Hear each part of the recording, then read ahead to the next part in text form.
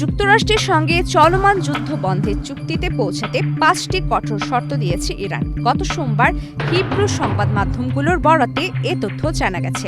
মার্কিন president Donald ট্রাম্পের ঘোষিত পরোক্ষ আলোচনার অংশ হিসেবে এই দাবিগুলো তুলে ধরেছে তেহরান। ইরানের দেওয়া প্রথম শর্ত হল যুদ্ধ যেন আর কখনো শুরু না হয়, সেটির শক্তিশালী ও আনুষ্ঠানিক নিশ্চয়তা দিতে হবে। দ্বিতীয়ত, পশ্চিম এশিয়ায় অবস্থিত যুক্তরাষ্ট্রের সব সামরিক ঘাঁটি বন্ধ করতে হবে।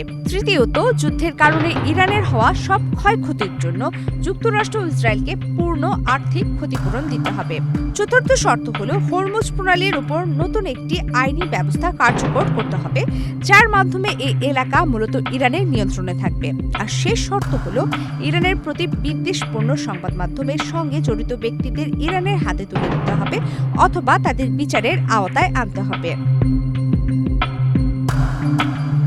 এদিকে মিডল ইস্ট আইয়ের প্রতিবেদনে অতিরিক্ত আরেকটি শর্তের কথা উল্লেখ করা হয়েছে।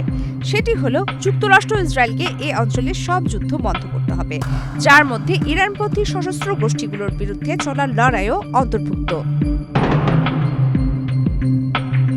এছাড়া যুক্তরাষ্ট্রের প্রেসিডেন্ট ডোনাল্ড ট্রাম্প ইরানের সঙ্গে যুদ্ধ বন্ধে 15 দফার শান্তি প্রস্তাব পাঠিয়েছেন বলে জানা গেছে। এই প্রস্তাবের পূর্ণাঙ্গ তালিকা এখনো আনুষ্ঠানিকভাবে প্রকাশ করা না হলেও মার্কিন ও ইসরায়েলি সংবাদ মাধ্যমগুলোতে এর বেশ কিছু গুরুত্বপূর্ণ শর্ত প্রকাশ করা হয়েছে। ইরান যদি এসব শর্ত মেনে নেয়, তবে বিনিময়ে তারা বিদ্যুৎ উৎপাদনের লক্ষ্যে বুশেহর শহরে একটি বেসামরিক পারমাণবিক প্রকল্প গড়ে তুলতে যুক্তরাষ্ট্র কারিগরি ও অন্যান্য সহায়তা দেবে।